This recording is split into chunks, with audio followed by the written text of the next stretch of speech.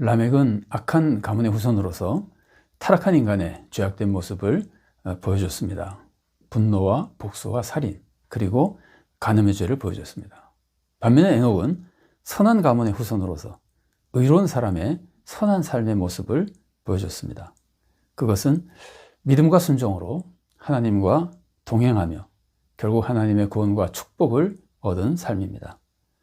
우리는 성령님의 감동 속에 타락한 인간의 죄악을 극복하고 항상 하나님과 동행하며 믿음과 순종의 삶을 살다가 꼭 천국에 이르는 성도가 되어야 됩니다. 오늘은 무드셀라에 대해서 살펴보겠습니다. 무드셀라는 성경 퀴즈대에 많이 나오는 인물이죠. 무드셀라가 뭐로 유명합니까? 성경에서 가장 오래 산 사람으로 유명합니다. 무드셀라는 969세까지 살았습니다.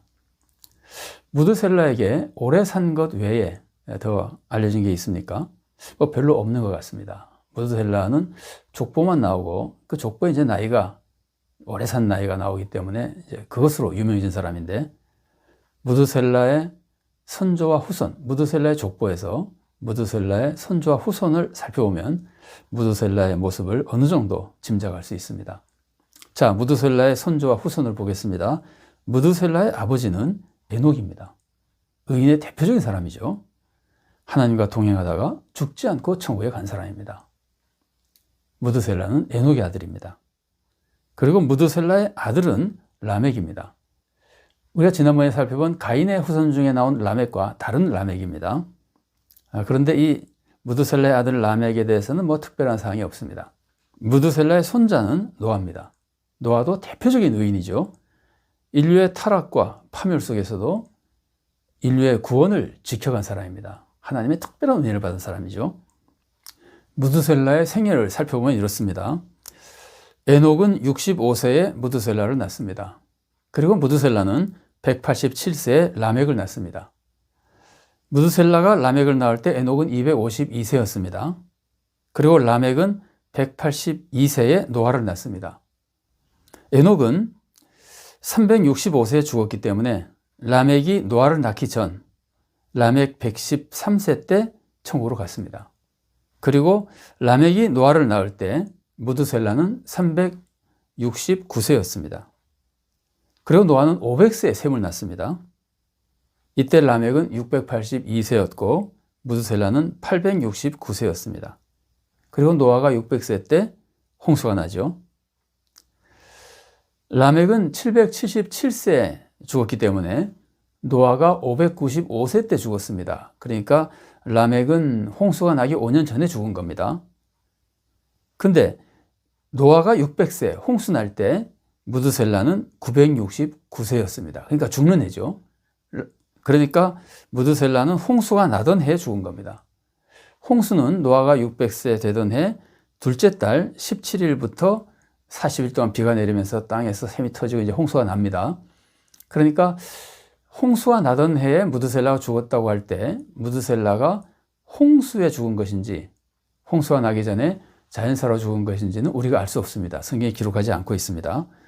사실 노아의 많은 친족들도 홍수에 죽었지만 그 사람들이 홍수에 죽었다는 얘기가 전혀 없죠. 그러니까 무드셀라 거의 포함되어 있어도 기록되지 않을 수 있습니다. 근데 우리가 분명히 알 수 있는 것은 홍수가 나기 전에 온 인류가 타락하잖아요. 그때 무드셀라가 살아있었다는 겁니다. 그러니까 무드셀라도 온 인류가 타락해서 하나님이 홍수로 쓸어버리실 때 그 타락한 인간에 속했다고 볼 수밖에 없는 겁니다. 무드셀라는 에녹의 선한 양육을 받은 사람입니다. 에녹은 가정을 가지고도 사회생활을 하면서 믿음을 지키고 하나님과 동행한 굉장히 훌륭한 성도였습니다. 에녹은 가정도 믿음으로 잘 이끌어 갔겠죠. 근데 무드셀라는 선한 양육을 받았지만 세상이 타락할 때 자신도 타락에 빠진 것으로 볼 수밖에 없는 겁니다. 무드셀라의 삶이 우리들에게 가르치는 게 뭘까요? 첫째는 가장 의로운 아버지의 교육을 받아도 타락할 수 있다는 겁니다. 무드셀라가 에녹이 살아있을 때 어느 정도 타락했는지 물론 우리는 그건 알 수 없습니다. 일반적인 모습을 본다면, 다른 사건에서 우리가 유추해 본다면 에녹이 살았을 때는 무드셀라가 좀 덜 타락했을 수도 있고 타락했을 수도 물론 있지만 에녹이 죽은 후에 더 쉽게 타락하고 더 급격하게 타락했을 수도 있습니다. 그냥 우리가 짐작해 보는 겁니다. 무드셀라가 300세 때 에녹이 죽거든요. 아마 그 이후에는 무드셀라가 아무래도 더 급격하게 타락했었을 것으로 보입니다. 이거는 성경의 다른 사건을 통해서 우리가 배울 수 있는 모습입니다. 자, 성경의 다른 사건을 소개해 드리겠습니다. 여호수아가 이스라엘 백성을 이끌고 가나안 땅으로 들어가잖아요. 성경을 보면은 여호수아가 살아있을 때는 이스라엘 백성이 좀 덜 타락하다가 여호수아가 죽고 그 시대 사람들이 죽은 후에 이스라엘 백성이 급격하게 타락했다고 성경이 가르쳐주고 있습니다. 자, 사사기 2장 10절과 11절 말씀입니다. 그 세대의 사람도 다 그 조상들에게로 돌아갔고 그 후에 일어난 다른 세대는 여호와를 알지 못하며 여호와께서 이스라엘을 위하여 행하신 일도 알지 못하였더라. 이스라엘 자손이 여호와의 목전에 악을 행하여 바알들을 섬기며. 여호수아가 죽고 그 시대 사람들이 죽은 후에 후손들이 급격하게 악해진 겁니다. 이 사사기 2장이 가르치는 거거든요. 또 여러분 요아스 왕 알죠? 요아스 왕도 제사장 여호야다가 살아있을 때는 선한 왕이었습니다. 그러나 여호야다가 죽은 후에 간신들의 꾀임을 받으면서 금방 악한 왕이 되어버립니다. 역대하 24장 17절과 18절 말씀 봉독해 드리겠습니다. 여호야다가 죽은 후에 유다 방백들이 와서 왕에게 절하매 왕이 그들의 말을 듣고 그의 조상들의 하나님 여호와의 전을 버리고 아세라 목상과 우상을 섬겼으므로 그 죄로 말미암아 진노가 유다와 예루살렘에 임하니라.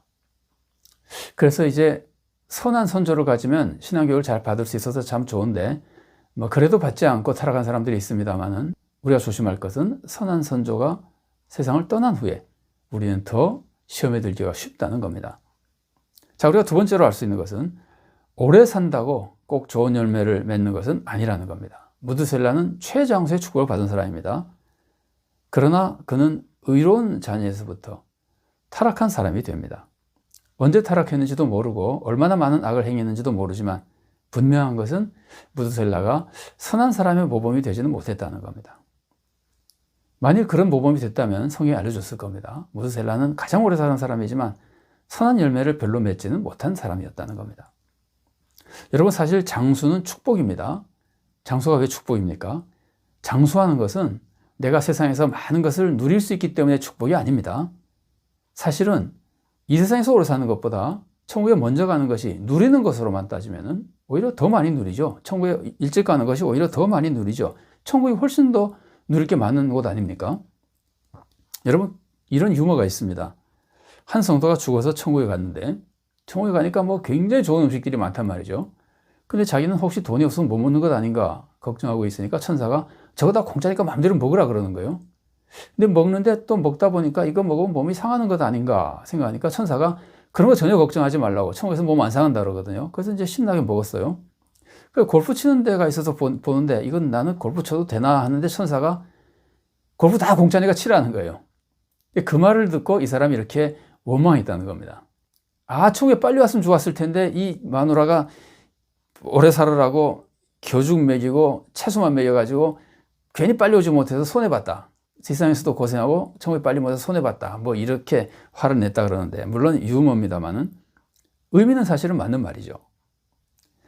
여러분, 우리가 장수하는 것이 축복인 것은 이 세상에서 오래 살면서 오래 누리기 때문에 축복이 아니고 이 세상에서 오래 살면서 하나님을 위해서 더 많은 일을 할 수 있기 때문에 축복인 겁니다. 소명을 더 잘 이룰 수 있기 때문에 축복인 겁니다. 그래서 사실 우리는 장수해도 축복이고 장수하지 않아도 축복입니다. 하나님 안에서만 살면 그 모든 것이 다 축복입니다. 사도 바울이 이렇게 가르쳐주죠. 빌립보서 1장 23절과 24절 말씀입니다. 내가 그 둘 사이에 끼었으니 차라리 세상을 떠나서 그리스도와 함께 있는 것이 훨씬 더 좋은 일이라. 그렇게 하고 싶으나 내가 육신으로 있는 것이 너희를 위하여 더 유익하리라. 사도 바울은 죽어서 빨리 천국 가면 그리스도와 함께 있고 영생 누리고 더 좋다는 거예요. 그러나 바울이 빨리 죽지 않고 이 세상에 살아있으면 또 사람들에게 유익을 끼치고 교회에 유익을 끼치며 선한 일을 하니까 그것도 좋다는 거예요. 이웃에게 덕을 끼치잖아요. 그러니까 우리에게는 사는 것이나 죽는 것이나 사실은 다 축복입니다.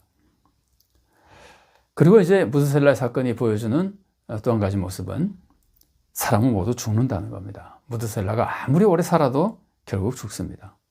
이 세상은 유한합니다. 그래서 여러분, 이 세상은 천국과 비교하면은 영이나 마찬가지입니다. 여러분 수학에서 무한대 앞에서 유한수는 다 0이죠. 무한대분의 1, 무한대분의 100, 다 0입니다. 무한대분의 100억도 0입니다. 유한수는 무한대 앞에 가면 다 0이 되어버립니다. 세상은 유한한 거잖아요. 천국은 무한한 거잖아요. 그래서 세상의 축복이나 세상의 장수나 생명이나 무엇이든지 천국 앞에 가면은 양적으로나 질적으로나 0과 마찬가지입니다. 천국의 소망이야말로 진정한 축복과 구원의 소망인 겁니다. 그래서 우리는 이 세상에 소망을 두지 말고 천국에 소망을 둬야 됩니다. 천국의 소망을 위해서 살면 이 세상에 욕심을 해서 살지 않게 됩니다. 그러면 죄 짓지 않는 거죠. 욕심이 죄를 낳잖아요. 그래서 우리가 천국 소망 중에 세상의 욕심을 버리면 항상 하나님을 의지하며 하나님께 순종하며 하나님의 뜻대로 살 수 있는 에녹같이 하나님과 동행하는 성도가 될 수 있는 겁니다. 우리는 에녹같이 하나님과 동행하는 성도가 되고 정말 자손을 믿음으로 잘 양육해야 됩니다. 또 우리 자신이 신앙교육을 또 잘 받아서 무드셀라 같이 타락하고 악한 자손이 되지 말아야 됩니다. 우리는 부모님의 교육 안에서 믿음이 잘 자라서 부모님이 먼저 소천하셔도 우리는 이미 정립한 그 신앙으로 독자적으로 신앙생활을 잘할 수 있는 성도가 되어야 됩니다. 그래서 부모님이 안 계실 때도 믿음을 지키며 하나님과 동행해야 되고 또 우리 후손들도 믿음으로 잘 양육해야 됩니다. 복된 인생이라고 하는 것은 오래 살거나 이 세상에서 많이 누리는 것이 복된 인생이 아닙니다. 하나님이 주신 생명은 하나님이 주신 생명만큼이 우리들에게 축복이고 복된 인생입니다. 살아가는 동안 하나님을 믿고 섬기며 바르게 살고 소명을 이루는 삶, 그것이 축복의 삶이고 복된 인생입니다.